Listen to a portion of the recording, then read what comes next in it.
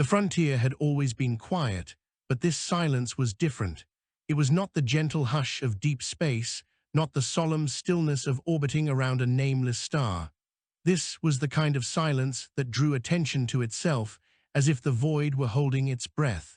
Commander Elias Verick stood on the bridge of the Resolute Dawn, staring at the black expanse beyond the view panels. Somewhere out there, 3 colonial settlements had gone dark within the span of a single cycle. No distress calls, no beacon pings, no traffic signals from orbital satellites, just silence. The command crew busied themselves at their stations. Navigators worked the glowing consoles, analysts whispered to one another, and tactical officers checked the readiness of their batteries. Elias felt the same tension moving through them all, anticipation threaded with dread. "Still nothing from Horizon's reach?" Elias asked. Lieutenant Anara, his communications officer, turned from her console. Her face was pale in the blue glow of the readout. "Negative, Commander, not a trace. The relay boys register only automated noise. It is as if the colony never existed." Elias pressed his lips together. 3 in a row, entire populations vanishing without so much as a cry for help. "There are rumors," Anara said softly, "among the crew that it is not a technical failure, that something has consumed them." Elias raised a brow. "Consumed? Word spreads quickly when there's fear," Anara admitted. Supply ships reporting strange biological growths on derelict stations, whole atmospheres fouled with spores, none of it confirmed. Elias turned away, back to the view. Rumors were dangerous, but he had been in command long enough to know that fear was often the shadow cast by truth. The Resolute Dawn was a long-range frigate, one of the newer ships assigned to patrol the ragged edge of human space. Elias had taken command 2 years earlier, after serving as tactical officer in the Terran Fleet's Central Armada. He had not expected to spend the twilight of his career chasing ghosts in the frontier, yet here he was staring into a silence that seemed to thrum with menace. The mission was simple on paper: investigate the missing colonies, re-establish communication if possible, and report back. But no one believed it would be simple any longer. Entire worlds did not vanish without reason. "Commander," said Lieutenant Soren, his sensor officer, "we are approaching the outer perimeter of Horizon's reach. Bring us in slowly," Elias ordered. "All stations on alert." The world of Horizon's reach appeared on the forward screen, a green-banded sphere wrapped in pale clouds. At first glance, it seemed normal, lush, and alive, like the agricultural paradise it had been designed to be. But as the Resolute Dawn closed in, abnormalities began to appear. "There should be lights in the dark side hemisphere," Soren said, voice tight. "I see none." "No orbital traffic," added Tactical Officer Brennar. "Not even a shuttle." "Magnify the southern continent," Elias commanded. The view zoomed in. What should have been neatly gridded fields and shining domes were obscured by dense greenery. Thick vines sprawled across entire farmlands. Forests had erupted where open plains had once stood. Structures were buried under leafy growth, as if centuries of untamed wilderness had overtaken them in a handful of days. "That is not natural growth," Soren whispered. "No," Elias agreed. "It is deliberate." Anara leaned closer to her console, her hands trembling slightly. "I am picking up faint transmissions, not human in origin, a pulsing rhythm repeating almost like a heartbeat." The sound filled the bridge, a deep, resonant thrum that reverberated in Elias' chest. It was alien, yet oddly organic. "Cut that," Elias ordered sharply. The sound ceased. But its echo lingered in his bones. They launched reconnaissance drones into the atmosphere.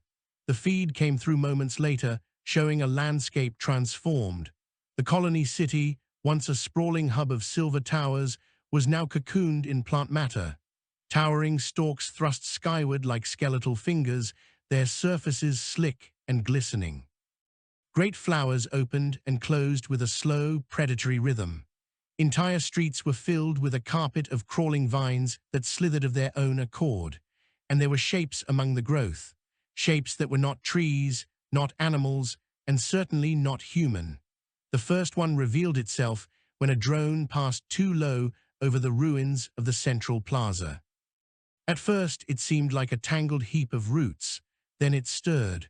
A mass of thorny limbs unfurled, revealing a central stalk crowned with a blossom that split open like a maw. It moved with dreadful purpose, stretching tendrils toward the drone. Before the machine could rise, vines whipped outward and ensnared it, pulling it down into the writhing green mass. The feed went dark. "By the stars," Anara gasped. "They are alive," Soren said in disbelief. "Plants that move, plants that hunt." Elias's jaw tightened. "Not plants, not in the sense we understand. This is no accident of biology. This is design. We are looking at an intelligence." On the bridge, silence reigned again, but it was no longer the silence of space. It was the silence of people who had just glimpsed something profoundly wrong. They sent more drones, carefully from higher altitude. The images painted a clearer picture. Everywhere the colony had stood, the alien flora had spread, not just spread, conquered. Buildings were hollowed out, repurposed as growth chambers. Vehicles were cocooned, their metal frames corroded and filled with creeping vines. Then they found the colonists. Human figures lay tangled within the greenery. Some were still, their bodies pale husks drained of all color. Others twitched faintly, tendrils burrowed into their flesh, feeding. The greenery was not merely covering them, it was using them. The bridge crew recoiled at the sight. Brennar swore under his breath. Anara covered her mouth. Elias stared at the screen, a cold weight settling in his stomach. "This is no random infestation," he said. "This is conquest." As if to confirm his words, one of the massive stalk structures tilted toward the passing drone. Its blossom opened wide, and for a brief moment, Elias swore he saw an eye peering from within, an iris of green fire, vast and unblinking. The drone's feed cut out again. Later, in the captain's ready room, Elias recorded his first formal report to Fleet Command. He spoke clearly, though his hands trembled when the words left his mouth. Subject: hostile non-human intelligence confirmed at Horizon's reach. Nature: botanical, parasitic, and predatory. Status: colony eradicated. All inhabitants presumed deceased or consumed. Enemy demonstrates capacity for rapid planetary-scale terraformation. Threat level: extreme. He paused, staring into the recording lens. Recommendation: declare state of war. He ended the transmission. That night, Elias could not sleep. He sat alone in the observation chamber, watching Horizon's reach turn below.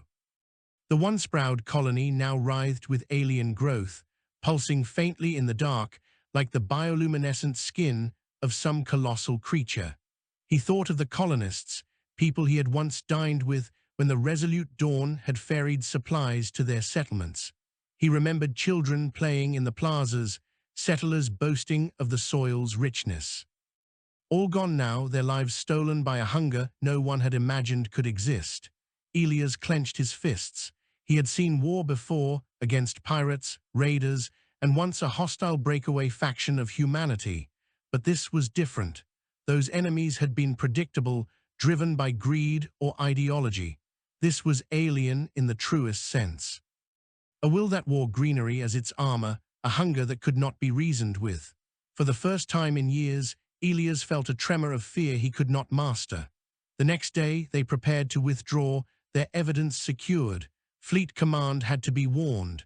But as the resolute dawn powered its drives, the alien world stirred. Great stalks along the surface bent skyward, their blossoms opening. From within them erupted streams of glowing spores, launched into the upper atmosphere.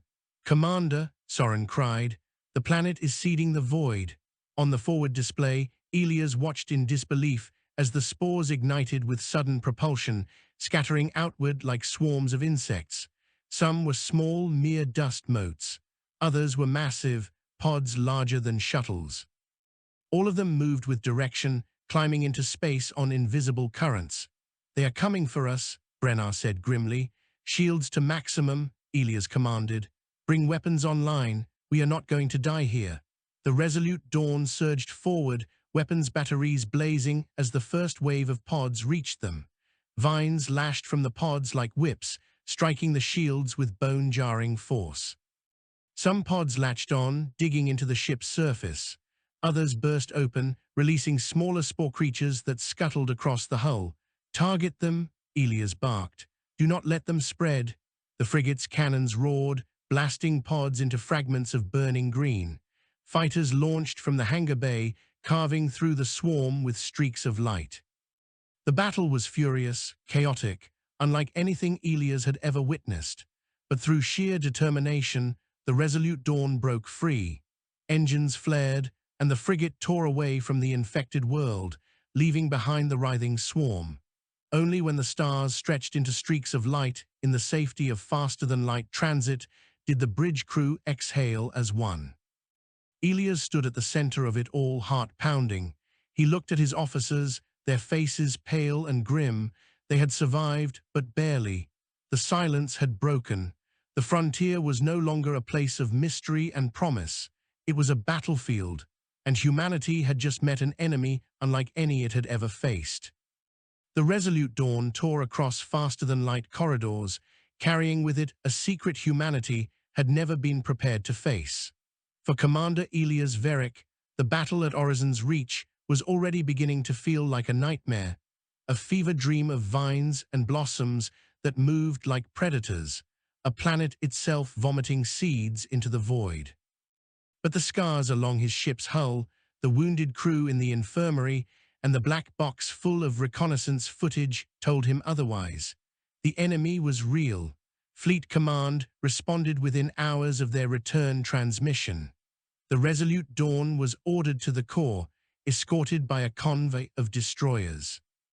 Elias found himself standing before the Admiralty Council only a few days later, a man summoned from the frontier to the very heart of humanity's civilization. The council chamber rose like a colosseum of glass and steel, its ceiling lost in a web of light. Admirals, ministers, and scholars filled the seats, their eyes fixed on the lone figure in the center, Elias. Behind him, the feed of Horizon's Reach played again and again, the vines writhing, the colonists drained to husks, the alien blossom that opened like an eye. When the footage ended, silence claimed the chamber. Then the first admiral rose. "Commander Verick," she said, her voice steady but edged with unease, "your report is thorough, your evidence irrefutable. What is your assessment of this force?" Elias met her gaze. "They are not simply plants. They are an intelligence, predatory, coordinated. They do not just grow, they consume, and they are already reaching beyond their world." A minister scoffed. "Plants? Do you expect us to believe that shrubs and vines pose a threat to the Terran fleet?" Elias's voice sharpened. "I expect you to believe what you see. 3 colonies are gone. A 4th would have been us. We fought our way out with everything we had, and we nearly lost. If they reach the populated worlds, it will not be 3 colonies gone. It will be millions." The chamber stirred with murmurs. The first admiral raised her hand for silence. "Do you believe their aggression was deliberate?" Elias thought of the massive stalks bending skyward, releasing their spores into the void. He thought of the green fire eyes staring from within the blossom. He nodded once. "Yes, they did not spread blindly. They aimed for us. They will aim again." The council deliberated for hours. When they returned, the decision was unanimous. A declaration of war was issued. Humanity had faced enemies before, fellow humans, pirates, rogue machine intelligences, but never something wholly alien. The announcement shook the core worlds to their foundations. For the first time in generations, the homeworlds lit their skies with the flare of conscription beacons. And on the frontier, the war began in earnest. The first attacks came swift and unrelenting. Scout ships vanished. Agricultural stations went silent. A merchant convoy stumbled into a cluster of drifting pods near the Perseid Gate. Only 2 ships made it back, their hulls riddled with vines, their crews babbling of monsters in the airlocks. Then came the fall of Greystone. Greystone was no frontier village. It was a fortified hub, home to more than 60,000 settlers, its defense grid powered by orbitals and missile towers. Yet when the alien tide descended, it crumbled within days. Elias received the distress calls aboard the resolute Dawn, patched through from the last surviving relay boy. He and his crew listened in grim silence as voices screamed about the sky filling with spores, about roots breaking through foundations, about children dragged into the green. The feed ended with a roar of static. Greystone was gone. Fleet Command responded with fury. Dozens of warships surged toward the frontier, their banners bright with resolve. Humanity would no longer react, it would strike back. Elias and the Resolute Dawn were placed at the spearhead of the counteroffensive. Their target was the Caro Belt, a region of asteroid colonies only a few light-years from Horizon's reach. Intelligence showed spores had begun to infest the belt, turning entire rocks into seed hives. If the infestation spread through the asteroid field, it could leapfrog across systems undetected. The fleet emerged from faster-than-light transit in a blaze of brilliance. Cruisers, frigates, and destroyers arrayed themselves in a diamond formation, their drives cutting blue arcs against the dark. Fighters swarmed ahead like hornets, their wings bristling with munitions. At the vanguard was the Resolute Dawn.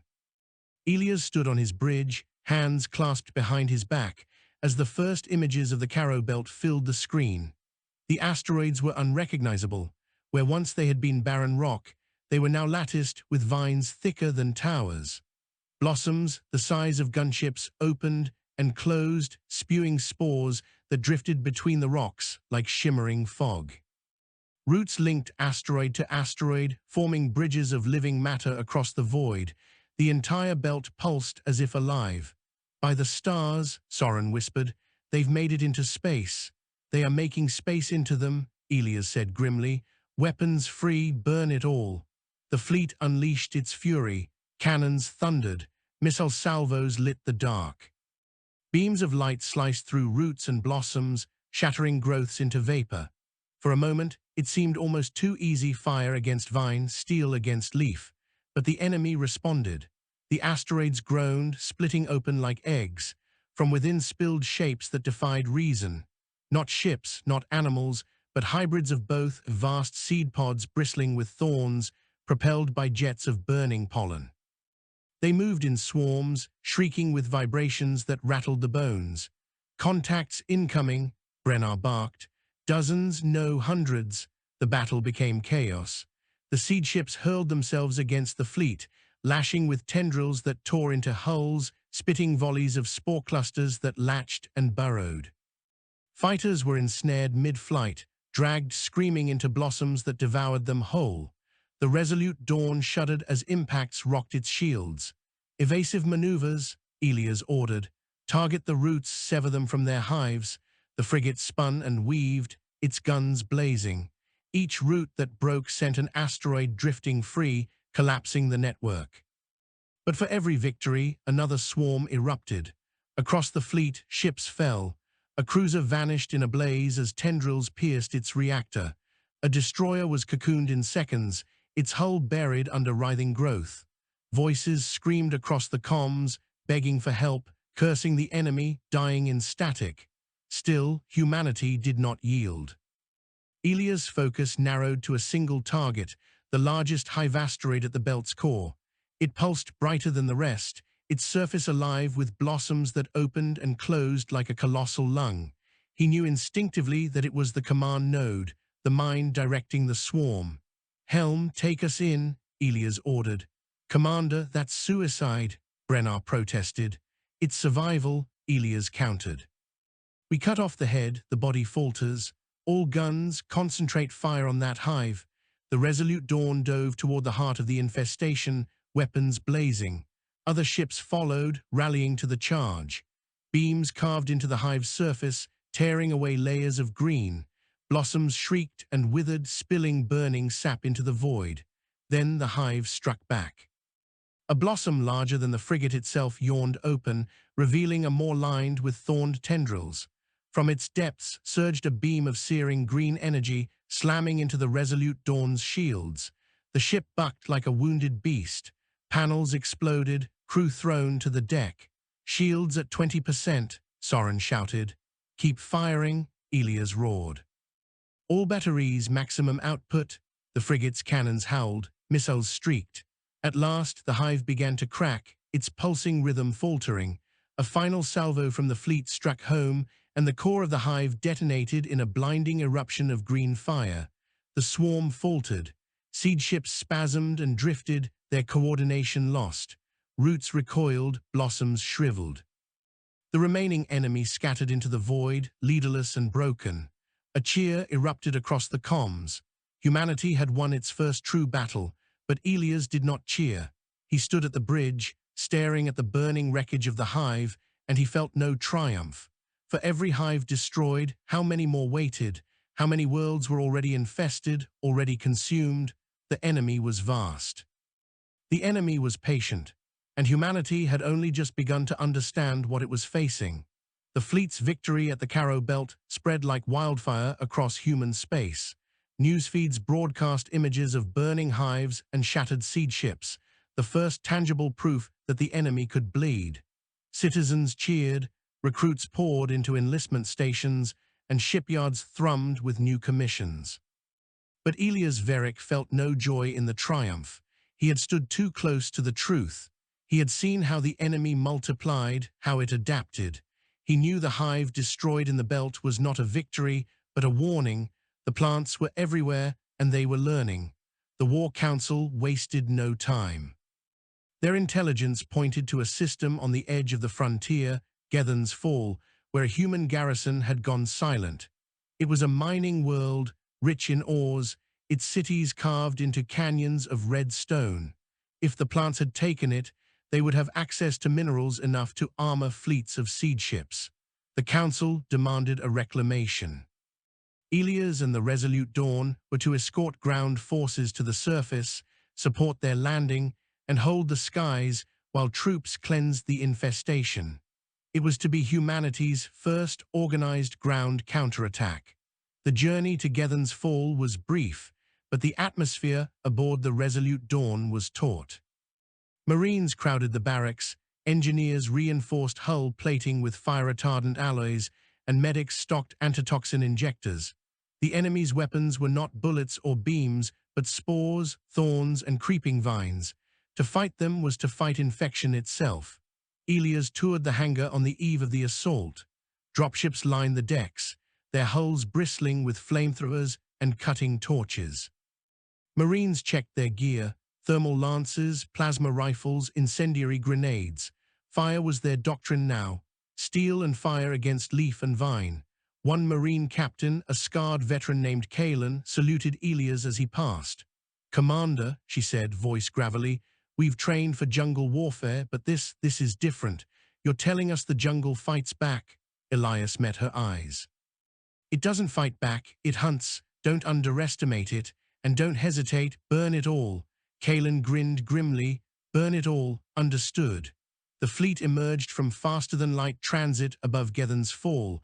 What they saw stole the breath from every throat. The red canyons of the world were gone, smothered beneath a carpet of green. Vines poured over cliffs, roots split the stone, blossoms rose taller than towers. The mines had become pits of writhing growth, their machinery cocooned. From orbit, the world pulsed faintly, as though the planet itself had grown a heart. "Detection of spore clouds in upper atmosphere," Soren reported. "But they are waiting. They are not launching at us." "They know we are coming," Elias said. The landing began. Dropships screamed into the atmosphere, engines burning trails through the haze. Elias remained aboard the Resolute Dawn, but his feed linked to Kalen's helmet, giving him her eyes on the ground. The Marines landed in the ruins of Gethan's primary settlement. What had once been a bustling canyon city was now a grotesque parody of life. Streets were clogged with vines, windows choked with moss. Human skeletons jutted from walls of greenery, half consumed, their faces frozen in silent screams. "Squads, move out," Kalen barked. "Torch every growth, every root, no mercy." Flamethrowers roared. Fire swept across walls of vines, turning them to ash. Plasma bolts tore through moving creepers. Marines advanced cautiously, their suits sealed against spores. At first, it seemed almost too easy. The plants recoiled from the flames, shriveling. Streets cleared beneath the firestorm. Marines cheered, their confidence rising. Then the enemy struck. The ground itself moved. From beneath the streets, roots erupted like spears, impaling Marines where they stood. Blossoms unfolded on rooftops, spitting volleys of thorn shards that pierced armor. Corpses cocooned in vines split open, spilling swarms of spore creatures that crawled with clawed tendrils. Kalen's feed shook violently as she dove for cover. Ambush, defensive perimeter, the city came alive. Entire buildings split apart, disgorging writhing masses of roots that lashed like whips. Streets buckled as colossal stalks tore upward, their blossoms screaming with vibrations that rattled bones. "Commander," Anara cried from the bridge, "the Marines are surrounded." Elias's jaw clenched. "Deploy gunships, provide air support. We are not abandoning them." Gunships roared from the resolute dawn, descending into the canyon city. Rockets streaked into massive stalks, shattering them in explosions of sap and fire. Flamethrower turrets poured streams of burning fuel, carving paths for the Marines. Through Kalen's feed, Elias watched Marines fight like demons. They burned nests, severed roots, and dragged their wounded through firelit alleys. The plants screamed, their sounds a chorus of anguish and rage that echoed through the stone canyons. Still, the cost was staggering. Elias counted every Marine lost, every scream cut short by vines. The ground was becoming a slaughterhouse. Kalen's voice crackled through the comms. "Commander, we've located the core growth. It's in the central mine shaft. The whole infestation radiates from there. If we torch it, we can break the hive." "Coordinates received," Elias confirmed. "All units converge on the mine shaft. Gunships clear the path." The Marines fought their way through streets that writhed like serpents. Every block cost blood. But at last, they reached the mine. The shaft yawned wide, a canyon within a canyon. Where once drills had dug for ore, a colossal stalk now rose, its surface pulsing with veins of green light. Blossoms the size of shuttles bloomed along its length, spitting spores into the sky. Roots radiated outward into the city, feeding the infestation. Kalen's voice was steel. "That's our target." The battle at the mine was chaos incarnate. Marines poured every incendiary they had into the stalk, flames racing up its length. The plant shrieked with a voice that was felt more than heard, rattling teeth, splitting skulls. Vines lashed outward, ripping men and women apart. Blossoms opened like mouths, vomiting acid that corroded steel. Kalen charged at the front, thermal lance blazing. Her feed showed her cutting through vines, her armor splattered with sap. She planted charges at the stalk's base, shouting orders through the din. Elias gripped the railing on the bridge, heart-pounding as if he were there beside her. "Charges set," Kalen roared. Pulling back, the Marines retreated, dragging their wounded. The stalk writhed, sensing the threat. Roots whipped after them, ensnaring stragglers and dragging them screaming into its mass. "Detonate," Elias ordered. A thunderous explosion shook the canyon. Fire surged through the mine, consuming the stalk from within. The great plant screamed one final time before collapsing, its body a collapsing inferno. The infestation shuddered. Vines went limp. Blossoms shriveled. Across the city, the greenery began to wither, its lifeblood severed. Kalen's voice came through the feed, ragged but triumphant. "Hive broken, the city is ours." The fleet confirmed the victory from orbit. The world still crawled with scattered growths, but without the core they withered. Humanity had reclaimed Gethen's fall. Celebrations swept the Marines. For the first time, they had proven they could take back a world. But Elias could not shake the images seared into his mind. Marines torn apart, roots bursting from the ground, blossoms vomiting acid. He knew the plants were studying them, adapting, preparing for the next clash. When he finally stood alone in his quarters, he whispered to himself, "We can win battles. But this war will test the soul of our species." Victory at Gethen's fall rippled across human space like a beacon. For the first time since the war began, citizens believed the invaders could be beaten. Broadcasts replayed footage of Marines torching vines and detonating the Great Stalk. Recruitment surged again. Children in the Corps mimicked the soldiers of Gethen's fall, running through the streets shouting, "Burn it all." But Elias Verrick felt the weight of silence rather than celebration. For every cheer in the core, he remembered the screams in the canyons. For every banner raised in triumph, he saw the Marines dragged beneath writhing roots. Gethan's fall was not a victory, it was survival. And survival was temporary. The enemy did not retreat. It learned. Signs appeared first in the frontier. Ships reported spores clinging to their hulls even after cleansing. Colonists complained of crops twisting into strange shapes, of forests moving in the night. An orbital station near the Dravin Rift sent a frantic transmission. "The trees are speaking to each other. We can hear them in the walls." The station went silent soon after. Fleet Command's analysts argued over strategy.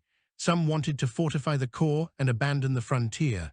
Others demanded relentless offense. In the end, compromise was forged. The fleet would strike at infestations beyond Gethan's fall, while also reinforcing vulnerable colonies. The Resolute Dawn was assigned to lead one such offensive, the assault on Mirain.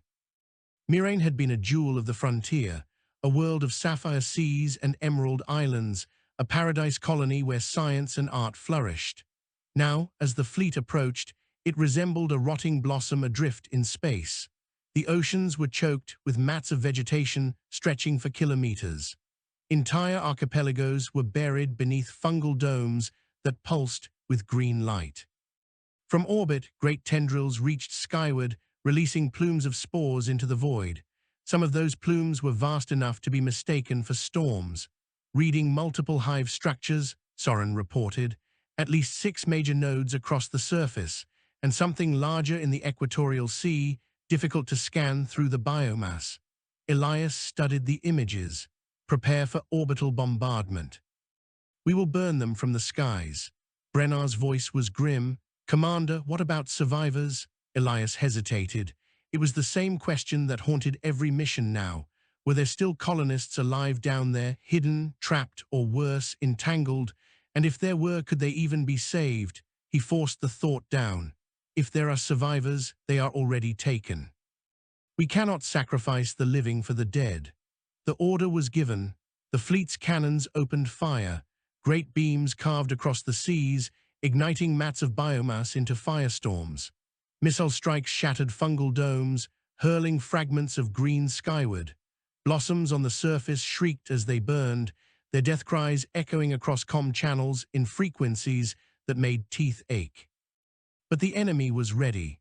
From beneath, the seas erupted titans. Enormous stalks rose like towers, their blossoms unfolding into maws that spat volleys of corrosive sap into the skies. One tendril lashed upward, striking a destroyer and tearing it from the heavens, dragging the vessel down into the sea. The ocean boiled as the ship exploded, but the stalk survived, blackened but not broken. "Enemy counterattack incoming," Brennar shouted. Pods launched from the seas like torpedoes, trailing green light. They arced into orbit, slamming into ships with bone-rattling impacts. Some burst open, releasing swarms of spore creatures that crawled across hulls like insects.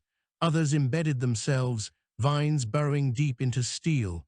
The fleet staggered. Shields flared, hulls ruptured, comms filled with screams. "Target those titans," Elias roared. "Focus fire, bring them down." For hours the battle raged. Ships poured fire into the colossal stalks, burning them one by one. Each collapse sent shockwaves through the oceans, entire seas boiling away. But each kill cost dearly. Frigates were torn apart, cruisers cocooned mid-battle. The Resolute Dawn fought like a cornered beast.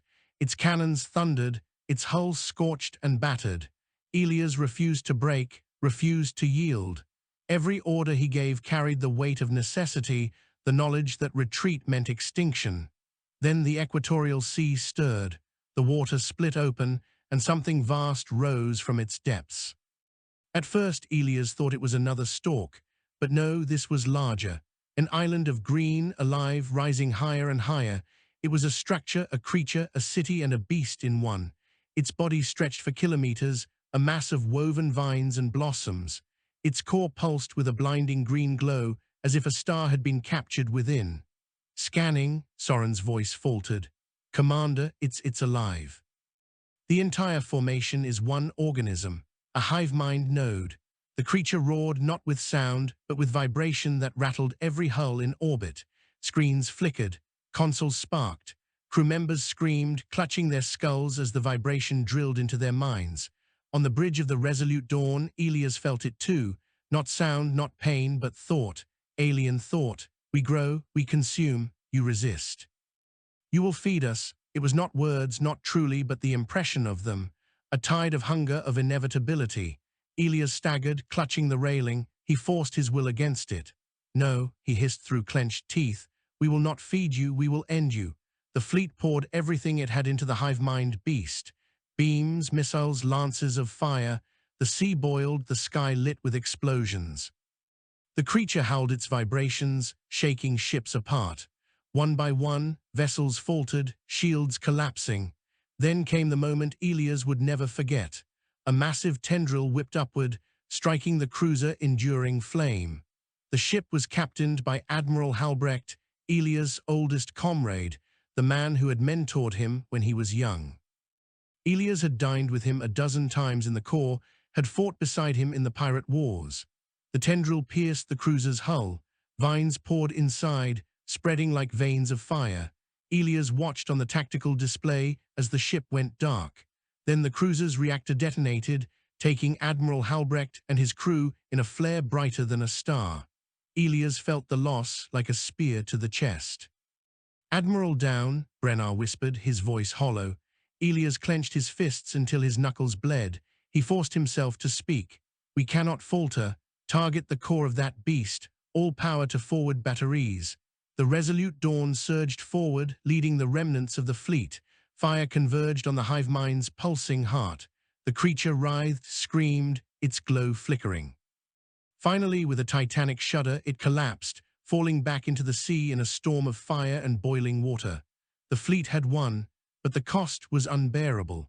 Of the 30 ships that had entered Mirain, only 12 limped away. Tens of thousands of soldiers and sailors were dead. Admiral Halbrecht was gone. Mirain itself was nothing but a burning husk, its oceans steaming, its islands charred. Elias sat alone in his quarters that night, staring at the stars. His body ached, his mind haunted by the vibration of alien hunger. He remembered Halbrecht's voice, steady and strong, and felt the emptiness where it had been. He whispered aloud, "How many more will we lose before this ends?" The stars offered no answer. Only silence, the silence before another storm. The battle at Mirain haunted the fleet. Survivors returned to the core with ships scarred and spirits hollowed. Citizens who had once cheered now whispered of losses, of oceans boiling, of admirals devoured by green monstrosities. Recruitment slowed. Markets faltered. For the first time, the question spread openly, can humanity win this war? Commander Elias Verick knew the answer in his heart, yes. Not because of faith, not because of hope, but because there was no alternative. The enemy offered only extinction. To live was to fight. In the weeks following Mirain, the Terran fleet turned to Elias more than ever. His survival of Orizon's reach, his leadership at Gethan's fall, his endurance at Mirain, they gave him a grim authority. Admirals sought his counsel. Ministers demanded his presence. Soldiers whispered his name as if it were a ward against despair. Elias did not seek it. He carried it as a burden, but he carried it. A war council convened in orbit above the homeworld. Admirals, generals, and ministers gathered within a station whose walls were lined with banners of every colony and fleet. Some banners had already been draped in black. Elias stood before them, his uniform patched from battle, his eyes hard from sleepless nights. "Every world we lose strengthens them," he said. "Every hive we burn costs us blood. We cannot afford this war of attrition. If we fight only where they grow, we will drown beneath their roots. We must strike deeper." "Deeper?" asked a minister, her tone skeptical. "Into their coordination," Elias said. "At Mirain we saw something new, a hive-mind organism vast enough to control oceans. When it fell, the swarms faltered. This proves they rely on central nodes. Cut the nodes, and we cripple the infestation." The first admiral leaned forward. "You propose we target their minds directly?" "Yes," Elias said firmly. "Not just the vines, not just the growths, the mines. Wherever they root deepest, wherever they guide the swarm, that is where we strike.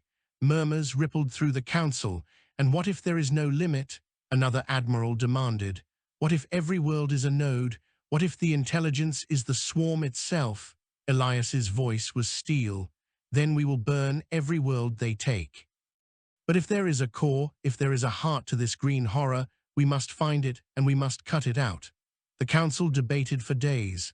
At last, they agreed to a new strategy, the Defiance Initiative. Humanity would no longer merely react. They would seek the nodes, destroy them, and push back. It was the first offensive plan of the war.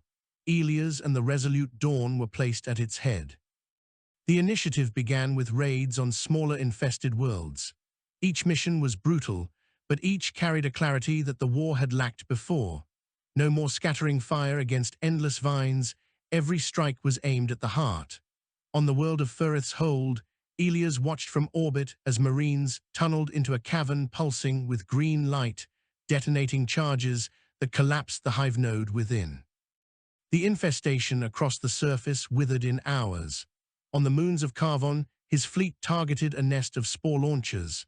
Coordinated salvos shattered the node at their center, leaving the rest blind and fumbling. With each victory, morale climbed. Humanity began to believe again, but belief was not enough. The enemy adapted. On the barren world of Tras, Elias led an assault expecting another central stalk. Instead, the enemy had scattered its mind across dozens of smaller nodes. When one fell, others took its place. Marines fought for days in the dust, torching node after node, only to see new sprouts rising from beneath the soil. Losses mounted, supplies dwindled. The planet seemed endless. It was then that Elias made a decision that would change the war. "Burn the atmosphere," he ordered. His officers stared in shock. "Commander, that would. It will suffocate the infestation," Elias said, his voice grim. "Every spore, every root. Nothing will survive, not them, not us, nothing." The order was carried out. Orbital strikes ignited the planet's thin air, turning Tras into a world of fire. From orbit, the Marines watched in silence as flames consumed everything, green and human alike. When the fires died, the world was ash, but the infestation was gone. Elias bore the guilt in silence, but the lesson was clear. Humanity would do whatever it took. The Defiance Initiative transformed the fleet. Weapons were redesigned for firepower over precision. Marines were outfitted with incendiary gear as standard. Ships carried reservoirs of fuel designed not to propel, but to burn. Every soldier carried the doctrine now, a mantra whispered before battles, "Burn it all." And still, the enemy came. Months into the campaign, Elias received intelligence of a new infestation spreading through the Vega corridor, a cluster of colonies that formed a vital trade route. If lost, the core would be cut from half the frontier. The council demanded defense at all costs. Elias agreed, but his reasons were personal. One of the colonies in the corridor was Merrow's Rest. His daughter lived there. He had not seen her in years.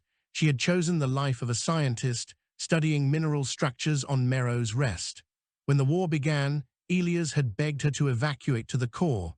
She had refused, believing her research vital, believing the war would not reach so far. Now the infestation crept toward her world. The fleet rushed to the corridor. Elias stood on the bridge, his hands gripping the railing so tightly his knuckles whitened. "Status of Merrow's Rest," he demanded. "Preliminary scans show no infestation," Soren reported, "but surrounding systems are already compromised.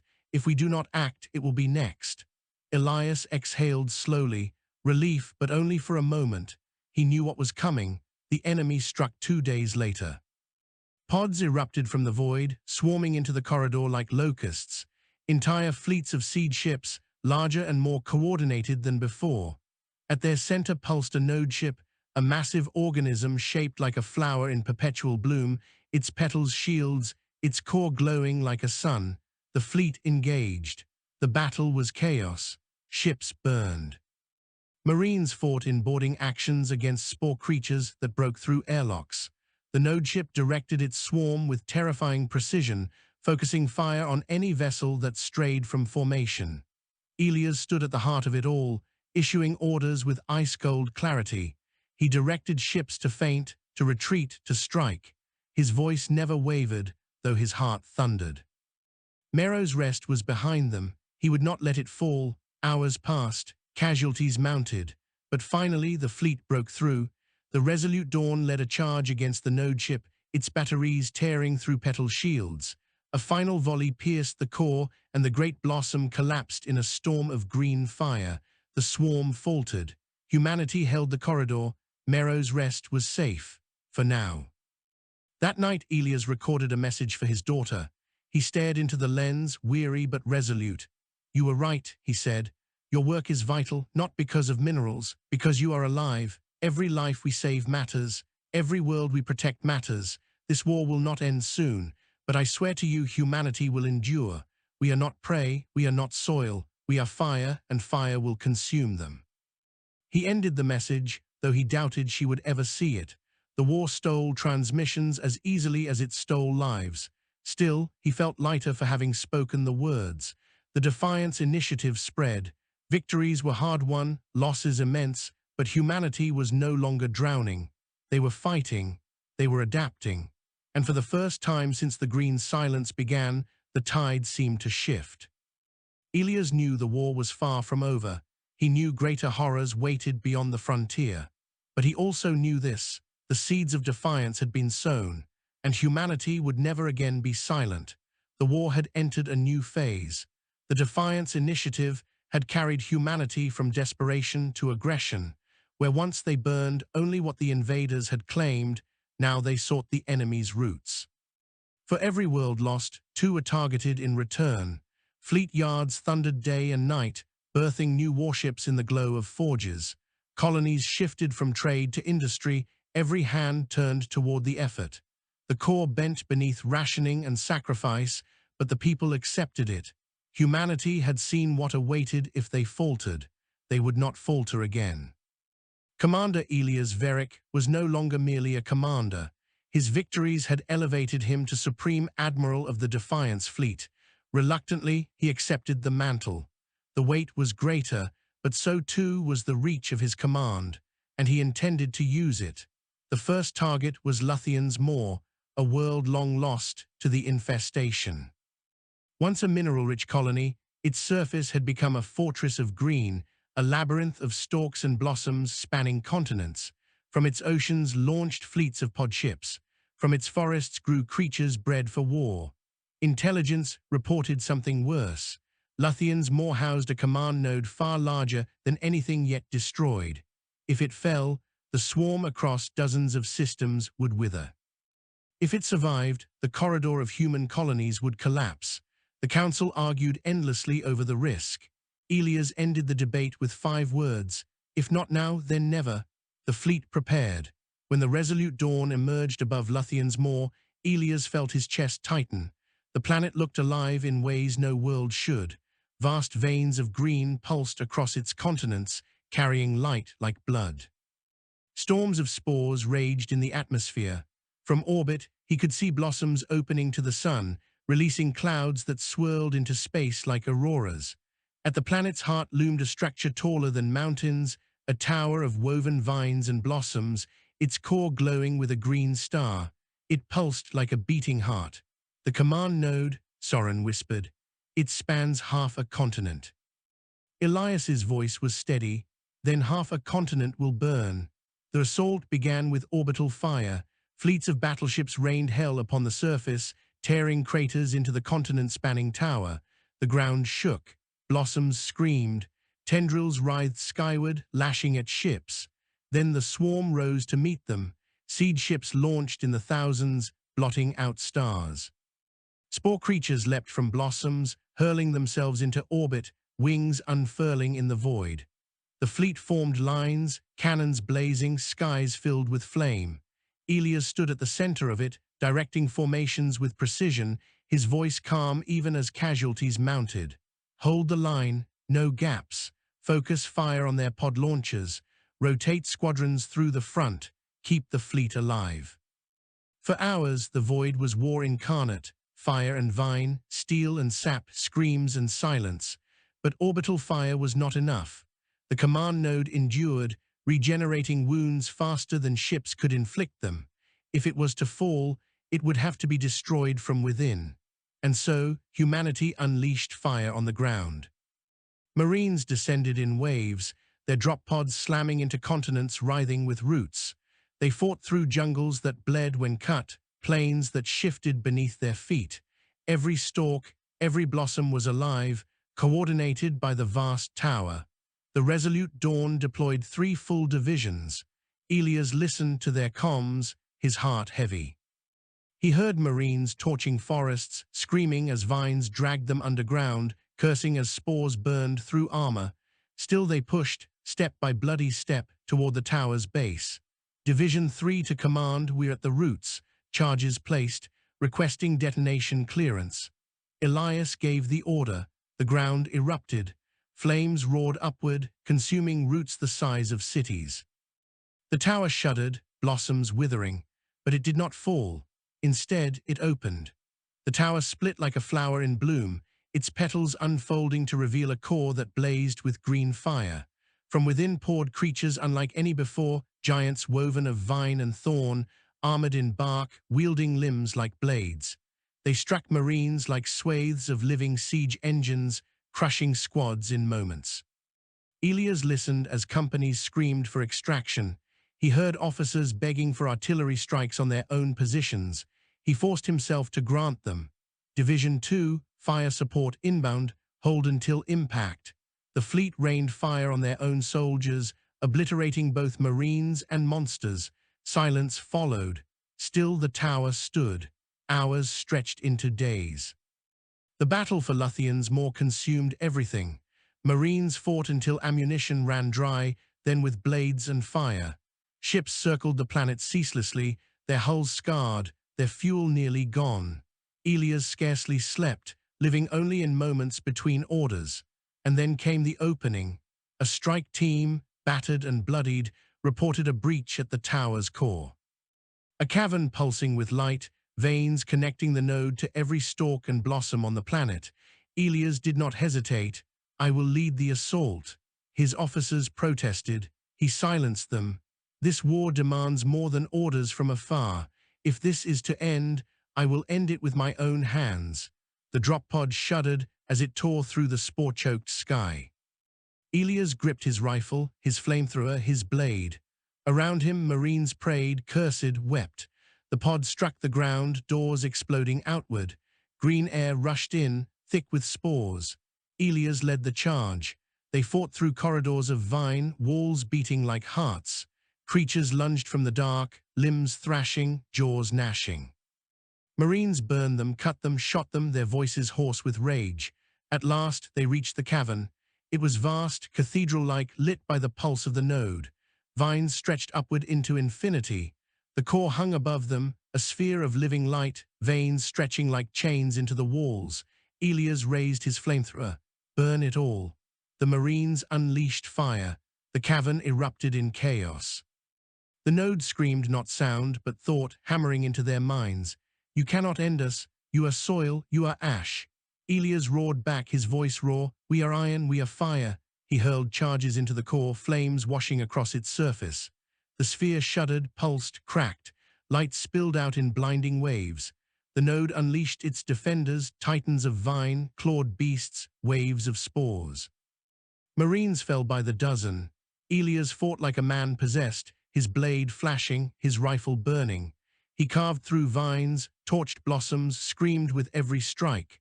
At last he reached the core itself. He pressed his hand against its surface. It was warm, alive, throbbing. He felt its thoughts invading his mind, offering visions of surrender, of peace in green silence. He snarled through clenched teeth. Humanity does not kneel. He triggered the charges. The explosion tore through the cavern, fire ripping upward into the node. The core cracked, split, and finally shattered in a storm of green light. Across Luthian's moor, the infestation convulsed. Stalks withered, blossoms collapsed. Creatures shrieked and died. The continent-spanning tower fell like a broken titan, crashing into the sea with a roar that shook the planet. From orbit, the fleet saw the glow fade. The swarm faltered. For the first time, a command node of that scale was gone.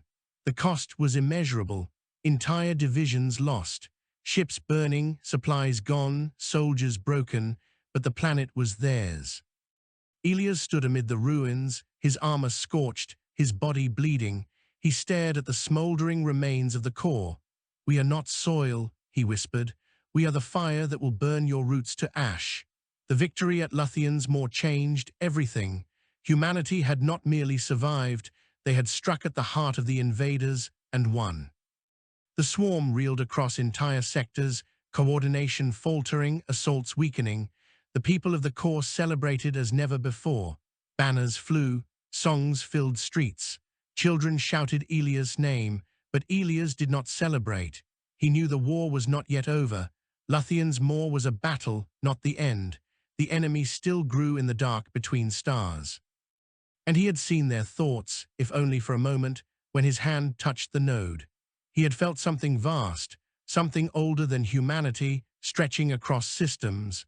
The roots ran deeper still, and Elias swore he would follow them into the deepest soil until nothing green remained but the fields humanity chose to plant. The victory at Luthian's Moor thundered across the galaxy like a signal flare in the dark.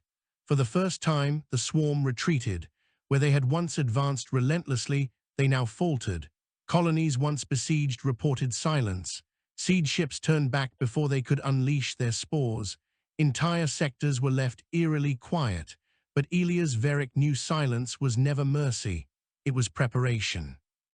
In the days that followed, scouts brought fragments of intelligence, strange movements at the edge of known space, entire infestations pulling inward, roots retracting as if to guard something hidden.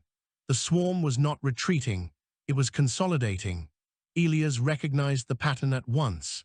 Every instinct sharpened in war, every memory of Orizon's reach and Mirain screamed the truth. "They are gathering," he told the council. "There is a core. We have wounded them, forced them to reveal it. They are drawing everything to defend it." The council's chambers erupted in debate. To some, the suggestion of an enemy heartworld was unthinkable. To others, it was the only chance to end the war before humanity bled out entirely. Elias silenced them with a single statement. "If we do not cut the root, it will grow back, again and again, until there is nothing left of us but soil." At last, the council agreed. Humanity would gather every fleet, every soldier, every ounce of fire they could muster. The final offensive would be waged. The swarm's heart was found at a starless gulf beyond charted maps, a region once dismissed as barren void. Probes revealed otherwise. A world circled a black dwarf there, its surface a nightmare garden. From space, it glowed with pulsing green veins, brighter than any city. A living world, a root so vast it encompassed an entire planet. The Hive Prime. Elias stood on the bridge of the Resolute Dawn as the fleet assembled. Thousands of ships stretched across the void, battleships, cruisers, frigates, carriers. Even civilian freighters had been converted into fire ships, their holds packed with incendiaries. This was humanity's entire sword, drawn for one strike. He looked out at the stars, his voice steady. "This is the final harvest. We will burn their heart. We will end them." The fleet surged forward.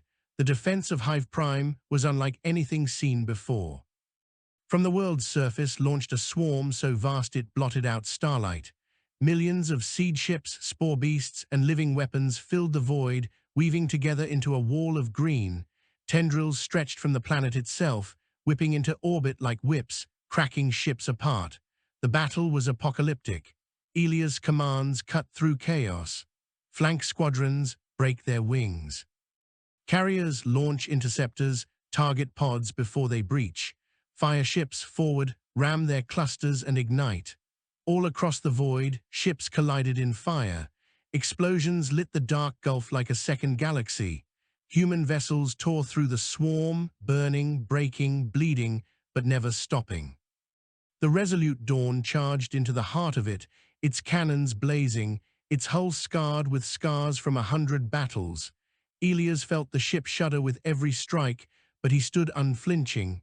"We push to the surface," he said. Nothing less will end this. Hours of slaughter brought them within range of the planet. Its surface was a single organism, a vast forest flesh plain, every mountain a blossom, every ocean a sea of roots. At its core rose a spire that pierced the sky, larger even than the node of Luthian's Moor. Its glow was so bright it seemed a second sun, radiating thought that clawed into the minds of every human in orbit. You are nothing, you are soil, you are fuel for growth eternal. Elias felt the pressure hammering his mind, dragging him down. He clenched his fists until blood dripped from his palms. "No," he whispered, then louder, "we are fire, and fire does not kneel." He ordered the descent. The first waves of Marines struck the surface and were annihilated. Spore Titans rose from the ground like mountains, crushing entire regiments beneath their weight. Forests reared up, hurling thorns the size of towers. Rivers of sap boiled with creatures surging against human lines like tides. But humanity did not falter. Drop pods fell in endless streams. Incendiaries turned forests into infernos. Artillery struck with firestorms that left craters burning. Soldiers fought until their armor melted, then fought still. Elias himself descended with the central strike force, landing at the base of the spire. Around him, the world pulsed with alien life. Every breath was poison. Every step was a struggle. But his voice carried over the comms, steady, unyielding. "This is the route. This is the end. Burn it all." The push toward the spire's core was hell incarnate. Marines waded through rivers of sap that dissolved armor. They fought beasts stitched from a dozen bodies, roaring with voices of colonists consumed long ago. They set charges on veins thicker than ships, detonating explosions that shook the world. Elias led from the front, his rifle blazing, his flamethrower spitting fire. He hacked at vines with his blade, his armor slick with green ichor. Around him, soldiers died by the dozen, but none faltered. At last they breached the spire. Inside was a cathedral of horror. Walls pulsed with veins carrying green light. Blossoms opened and closed, exhaling spores that shimmered in the air. At the chamber's center hung the core mind, a sphere vast as a city, glowing with a brilliance that seared the eyes. Its surface rippled with faces, human and alien, screaming silently as they dissolved into thought. The hive spoke. "We are eternity, you are brief, you cannot end us." Elias raised his blade. His voice was raw but clear. "Eternity ends today." The final battle erupted within the spire. Creatures poured from the walls, titans of vine and claw. Marines fought in a frenzy, blades flashing, flamethrowers roaring. Explosions lit the chamber as charges detonated, ripping veins apart. Elias carved his way forward, every strike driven by the weight of every world lost, every comrade slain, every scream he had heard since the green silence began. At last he stood before the core mind. Its surface rippled, and for a heartbeat he saw faces he knew: Admiral Halbrecht, Marines from Orizon's Reach, colonists from Gethan's Fall. They looked at him with pleading eyes. The hive whispered softer now, "We can give them back. We can end your suffering, join us, and they will live again." Elias pressed the barrel of his flamethrower to its surface. "My suffering is what makes me human, and humanity will never kneel." He pulled the trigger. The core mind screamed. Fire spread across its surface, flames racing along veins. The sphere convulsed, its glow faltering. Elias hurled the last of his charges into its heart. The explosion tore it apart, green light collapsing inward. The spire shuddered, cracked, and began to fall. Across the world the infestation convulsed, blossoms withering, titans collapsing, forests burning to ash. From orbit, the fleet watched Hive Prime tear itself apart. The green glow faded. The swarm faltered across the galaxy. Entire infestations withered, their minds severed. The war was over. Silence followed. Real silence, not the green silence of fear, but the silence of victory. Humanity had endured. Elias stood amid the ruins, his armor blackened, his body broken, his blade dripping with ichor. Around him, the surviving Marines raised their weapons in exhausted triumph. The hive was not destroyed, fragments would linger, spores would drift in forgotten corners of the galaxy. But it had been broken, its will shattered, its roots severed. Humanity had forced eternity to yield. Years later, the fields of Mero's Rest bloomed again, tended not by alien hands, but by human farmers. Children ran through crops of wheat and corn, laughing beneath skies no longer choked with spores. Elias walked among them, his hair silver now, his body scarred. He paused at the edge of the field, his hand brushing stalks of golden grain. This was the growth humanity chose, not conquest, not consumption, life built by hands that bled for it. He looked to the horizon and whispered, "We are not soil. We are fire, and fire remembers."